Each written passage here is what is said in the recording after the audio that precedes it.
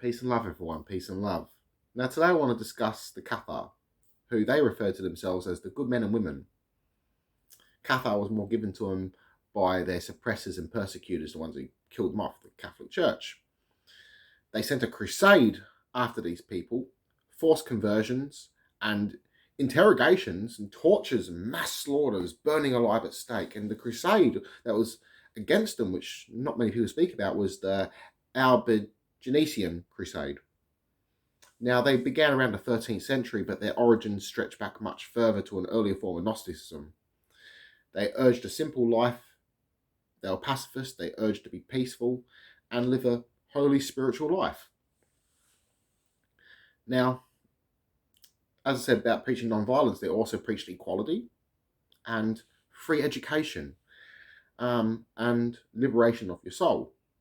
So they believed in a duality, in a sense that they believed this world, the physical material world, was evil and the spiritual world was good. They believed the material world was created by the evil created god like demiurge, and the true divine being created the spiritual realm and gave us a spark within us to wake up or go for a spiritual purification process in order to return home to the pleroma, the true heaven. After they were killed, the Catholic Church denied their existence. Even scholars today sort of argue about them, did they exist or not? And the reason is because there was never a real strong movement of Cathar. It was individuals. There was different groups of them. So different groups of Gnostics, which is why they can say they're both right and they're wrong. Now, they were pescatarian. They wouldn't, well, reason why I say this as well, before I say this, is they didn't want to eat anything with that was consumed by sex. So they didn't want to eat anything that was produced by sex.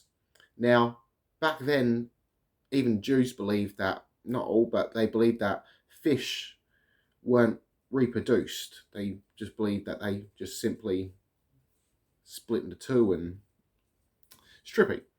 So they would eat fish and they wouldn't eat any other meat because they believed it would have a soul in it, or a trapped soul, and they didn't want to essentially kill someone that could have been a human, pretty much.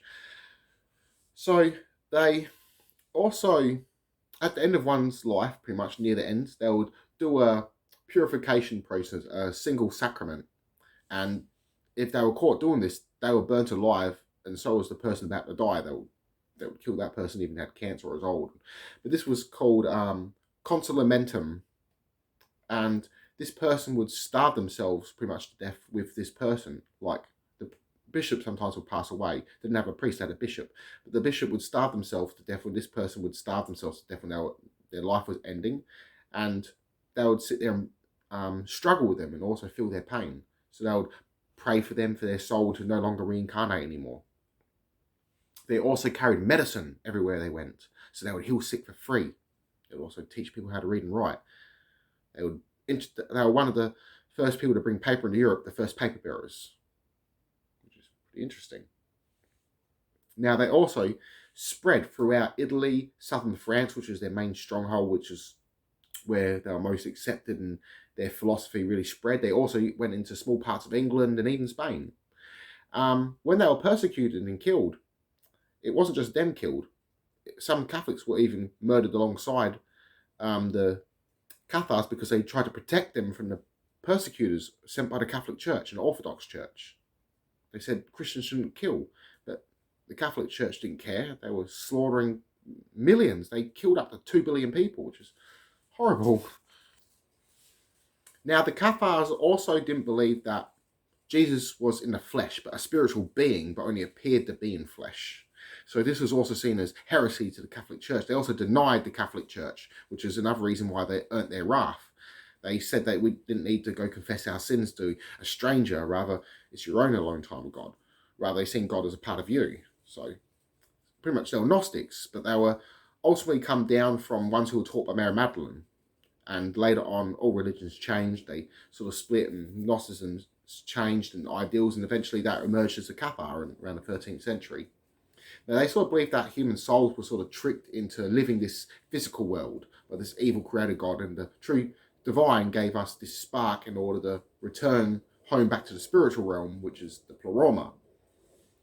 And to go through this, one had to go through the consolamentum in order to purify their soul, and they would no longer need to reincarnate. It's also got some similar roots into Buddhism and Hinduism, which is quite interesting. But these people were massacred.